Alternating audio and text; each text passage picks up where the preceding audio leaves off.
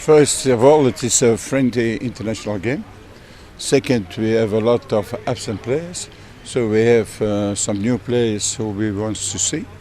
So it's for us, of course, an important game, but it's still a friendly game. So we're going to try. We're also going to try to play it in a different way. That means with the same vision. We're going to try not to defend too much, but if it's necessary, we have a plan B. So we're going to try to use it, and we're going to try to play and do our level best. Everyone is prepared enough. It's a big game tomorrow. Might be friendly, but yeah, good preparation for us towards the AFCON.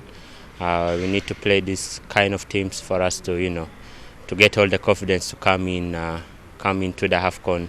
Yeah, so I believe everyone has been training well. Everyone wants to, give their very best for the badge, and